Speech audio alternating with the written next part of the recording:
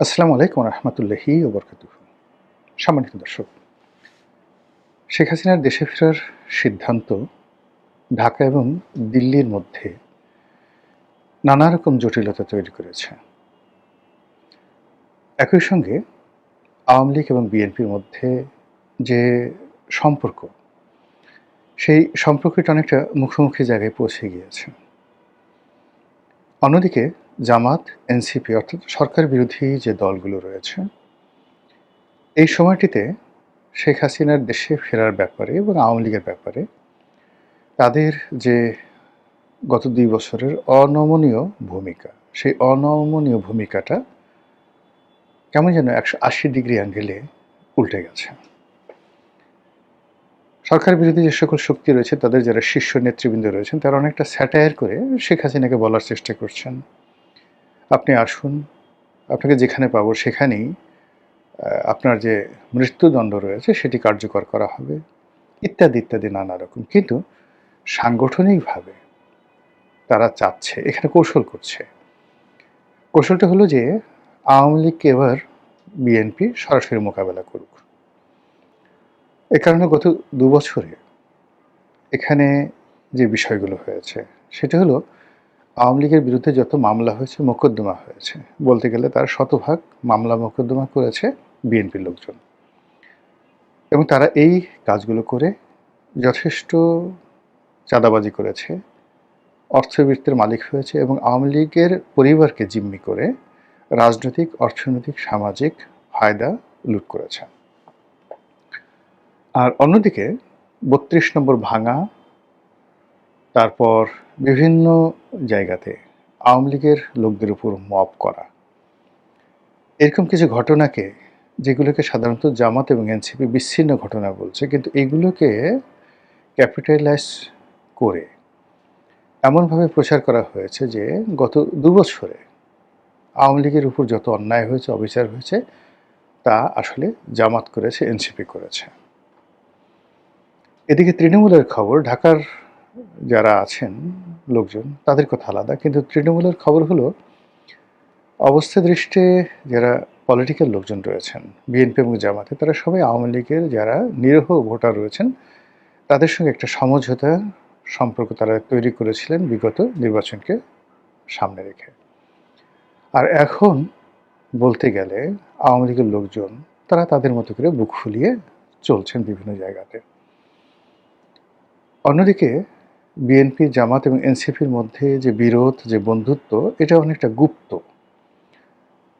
মানে তাদের মধ্যে আসলে সমঝোতা নাকি শত্রুতা, তাদের মধ্যে বন্ধুত্ব নাকি বৈরিতা, এটি বোঝা যাচ্ছিল না। কিন্তু সাম্প্রতিক কিছু কর্মকাণ্ডে যেটা মনে হচ্ছে সেটি হলো বিএনপি, জামাত, এনসিপির যে সম্পর্ক, এটি পয়েন্ট অফ নো রিটার্নে চলে গেছে। বিশেষ করে জুলাই সনদ বাস্তবায়ন, সংবিধান সংশোধন, ডক্টর মোহাম্মদ ইউনূসকে রাষ্ট্রপতি পদে বসানো, তারপর আল ইলিয়াস কমিশনের যে সংস্কার প্রস্তাবগুলো ছিল সেগুলো তাদের মতো করে, অর্থাৎ এনসিপি এবং জামাতের মতো করে, ডক্টর ইউনূসের মতো করে সেগুলো বাস্তবায়ন করা, এই কাজগুলো বিএনপি আসলে করতে চাচ্ছে না। দ্বিতীয়ত, ডক্টর মোহাম্মদ ইউনূসের যারা লোকজন ছিলেন তাদের একটা বিরাট অংশ যারা প্রো বিএনপি ছিলেন, বিএনপি তাদেরকে ক্যাপিটালাইজ করে ফেলেছে, তাদেরকে নিয়ে নিয়েছে।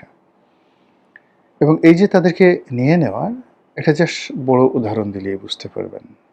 যেমন ডক্টর মোহাম্মদ ইউনূসের একেবারে দক্ষিণ হস্ত, যাকে বলা হতো সরকারের মুখপাত্র, বিকল্প উজিরে আজম জনাব শফিকুর রহমান, প্রেস সেক্রেটারি। আপনারা জানেন যে তিনি অতি সম্প্রতি একটি পত্রিকার সম্পাদক হয়েছেন। সেই পত্রিকার মালিক কি আপনারা জানেন? সেই পত্রিকার মালিক হলেন জনাব Gorky, Anis Ahmed Gorky, MGS গ্রুপের মালিক।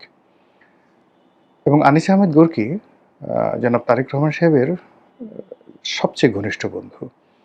মানে তারেক রহমান সাহেবের যে কজন বন্ধু রয়েছেন তাদের মধ্যে অল্প কয়েকজন বন্ধু রয়েছেন, তার মধ্যে সবচেয়ে অভিজাত, ব্লু ব্লাড এবং সবচেয়ে ধনী যে মানুষটি, তিনি হলেন এই আনিস আহমেদ গোর্কি, এমজিএস গ্রুপের মালিক। এই গোর্কির মালিকানাধীন পত্রিকাটি জনাব শফিক তিনি সম্পাদক হিসেবে দায়িত্ব গ্রহণ করেছেন।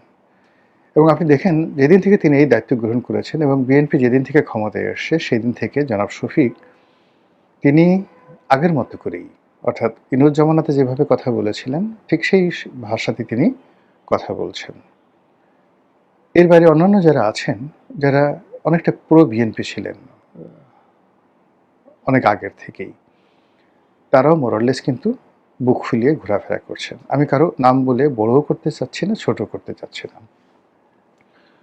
অন্যদিকে ডক্টর মোহাম্মদ ইউনূসের প্রতি জামাত এবং এনসিপি তাদের যে একেবারে দ্বিধাহীন সমর্থন ছিল, অন্ধের মতো তাদের বিশ্বাস ছিল, ঠিক সেই বিশ্বাসের মূল্যের যে জায়গাটি, সেই জায়গাটিতে এখন জামাত এবং এনসিপি নিজেদেরকে বেকুব মনে করছে, অসহায় মনে করছে, দুর্বল মনে করছে।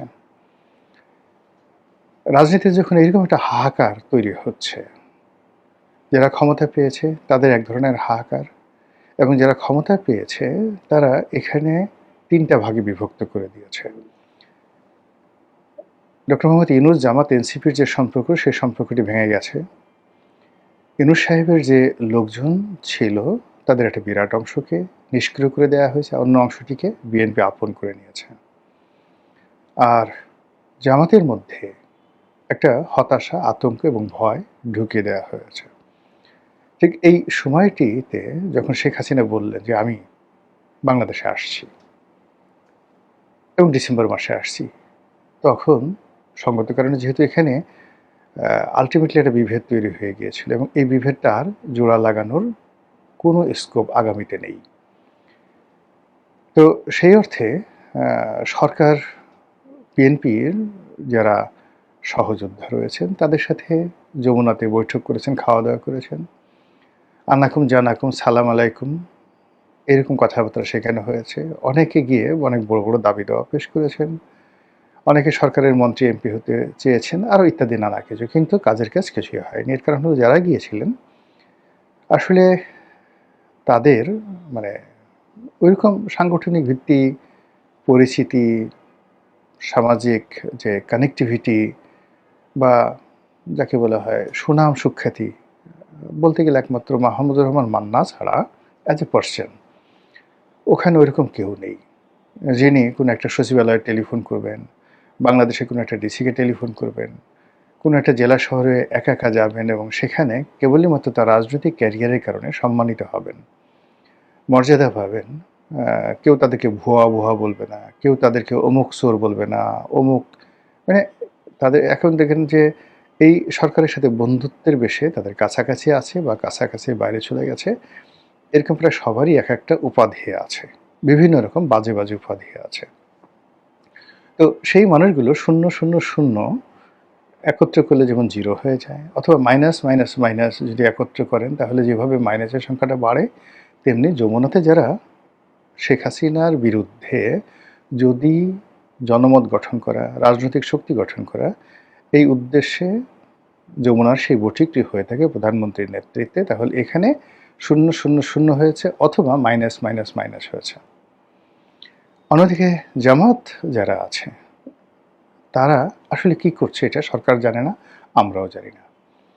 বহু আগে একেবারে ঠিক 2024 সনের দিকে আমার কাছে মনে হয়েছিল যে আগামীতে যে রাজনৈতিক মিত্রতা হবে, সেই মিত্রতা হবে জামাতের সঙ্গে আওয়ামী লীগের। আবার বিশ্বাস করেন এই কথাগুলো আমি এই ইউটিউবে বহুবার বলেছি। জামাতের সঙ্গে দিল্লির কানেকশন, জামাতের সঙ্গে আওয়ামী লীগের কানেকশন, এই কথাগুলো 2024 সনের সেপ্টেম্বর অক্টোবর মাসে বলেছি। আজকের দিনে এটার যে রূঢ় বাস্তবতা, এটা আমি না, স্বয়ং প্রধানমন্ত্রী বা বিএনপির যারা শীর্ষ নেতৃবৃন্দ রয়েছেন তারা এইরকম যাকে বলা হয় কথা বলাবলি করছে। ঠিক সেই সময়টাতে শেখ হাসিনা বাংলাদেশে আসতে চাচ্ছেন। এটা নিয়ে আওয়ামী লীগের মধ্যে একটা মিশ্র প্রতিক্রিয়া দেখা দিয়েছে। তারা এখন কি করবেন? অনেকে যেমন খুব স্বপ্ন দেখছেন শেখ হাসিনা আসবেন, এটা হবে, এটা হবে, এটা হবে, তারা সবাই গণহারে জেলে যাবেন। অথবা অনেকে চিন্তা ভাবনা করছেন শেখ হাসিনা যেদিন আসবেন সেই দিন আসলে তারেক রহমান সাহেব আসার পরে যেভাবে পরিস্থিতি সবকিছু তারেক রহমান সাহেবের নেতৃত্বে চলে গেছে, নিয়ন্ত্রণে চলে গেছে, শেখ হাসিনা আসলেও একই পরিস্থিতি হবে। এটা আওয়ামী লীগের বিশাল শ্রেণী মনে করছে। আওয়ামী লীগের যারা একটু সমঝদার তারা চিন্তা করছে যে আচ্ছা ঠিক আছে, দেশের বাইরে পালিয়ে থাকার চাইতে এখানে এসে আমরা যদি জেলখানাতে থাকি, দেশে রাজনীতি করি, তাহলে অন্তত মুখ রক্ষা হয়। শেখ হাসিনা হয়তো মনে করছেন যে আমি আর বাঁচব কয়দিন, এই সময়টিতে আমি আমার দেশের মাটিতে থাকব, দেশের মাটিতে কবর রচিত হবে, এরকম একটা আকাঙ্ক্ষা তার মধ্যে আসতে পারে। আবার অন্যদিকে তার যে জিদ, তার শরীরের যে অবস্থা এবং একই সঙ্গে তার যে অতীত ক্যারেক্টারিস্টিক্স, সেই দিক থেকে তার যে হুমকি, এই হুমকিটা যে ফেলে দিতে মানে সরকার যে ফেলে দিবে বা গণ্য করবে না, এটাও কিন্তু কোনো অবস্থাতেই যাকে বলা হয় মনে করার কোনো কারণ নেই। একেবারে সর্বশেষ যেটি, সেটি হলো দিল্লি। এখানে সরকারের সাথে কি খেলা খেলছে এটার উপর অনেক কিছু নির্ভর করবে। যেমন দেখা গেল যে প্রথম দিকে একেবারে দিল্লি এগিয়ে এলেন তারেক রহমান সাহেবের সাথে সম্পর্ক করার জন্য, কিন্তু পরবর্তীতে বিভিন্ন কারণে সেই সম্পর্কটা হলো না। তারপর চীন ভ্রমণের পরে সেই পরিস্থিতি একেবারে ইনুস জমানার মতো চলে গেল। আবার সাম্প্রতিক সময় দিল্লি আবার তারেক রহমান সাহেবকে সেপ্টেম্বর মাসে দিল্লি ভ্রমণের বিমস্টেক উপলক্ষে দিল্লি ভ্রমণের আমন্ত্রণ জানিয়েছেন। ইতিমধ্যে অন্তত বাংলাদেশের যে বিষয় নিয়ে দিল্লি এবং ওয়াশিংটন যে একত্র হয়ে গেছেন, ডোনাল্ড ট্রাম্প এবং মোদির মধ্যে হাজারো বিরোধ থাকা সত্ত্বেও বাংলাদেশের প্রশ্নে তারা ঐক্যমত পোষণ করছেন, এটা প্রায় নিশ্চিত। ২ নম্বর হলো যে দিল্লি এবং আমেরিকা বুঝে গেছে তাদের যে কৌশলগত যে বিষয়গুলো দরকার বাংলাদেশ থেকে, মূলত সে বাংলাদেশ থেকে ব্যবসা বাণিজ্য নিয়ে ভারতেরও মাথা ব্যথা নেই। এর কারণ হলো তাদের ট্রিলিয়ন ট্রিলিয়ন ডলারের ইকোনমি। সেখানে বাংলাদেশের সঙ্গে তাদের যে ব্যবসা বড়জোর কত 40 বিলিয়ন ডলারের ইয়ারলি ব্যবসা, নট মোর দ্যান দ্যাট। আমেরিকার সাথে আমাদের ব্যবসা বাইলেটারাল কত হবে? খুব অল্প, বড়জোর 20 বিলিয়ন ডলারের ব্যবসা। এর মধ্যে আমরা এক্সপোর্ট করি কত আর তারা ইম্পোর্ট করে খুব অল্প। তারা ইম্পোর্ট করে তারা এক্সপোর্ট করে খুব অল্প, আমরা এক্সপোর্ট করি অনেক বেশি। কিন্তু আমেরিকার ইকোনমির সাইজে এটা একটা পিনাটও না, সর্ষে দানা।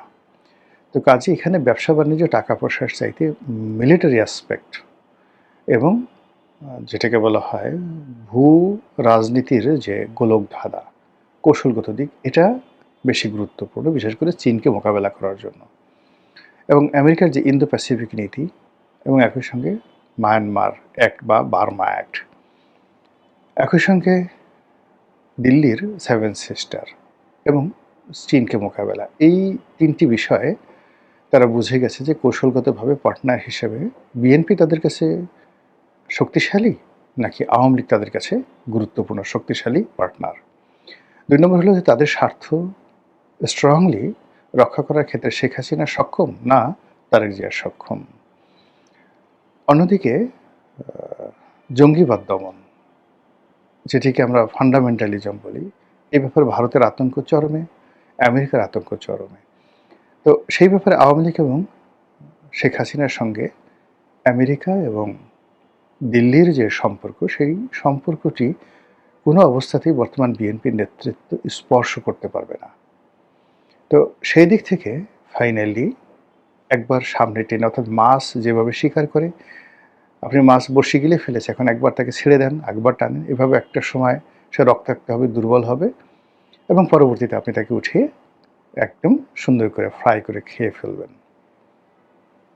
এইভাবে সরকারকে টানা হেঁচড়া আমেরিকা করছে, তারপর ভারত করছে, আইএমএফের মাধ্যমে করছে, বিশ্ব ব্যাংকের মাধ্যমে করছে, দিল্লির কূটনীতির মাধ্যমে করছে, যেটিকে আমরা সাউথ ব্লক বলি, তার মাধ্যমে করা হচ্ছে, সিআইয়ের মাধ্যমে করা হচ্ছে, রয়ের মাধ্যমে করা হচ্ছে।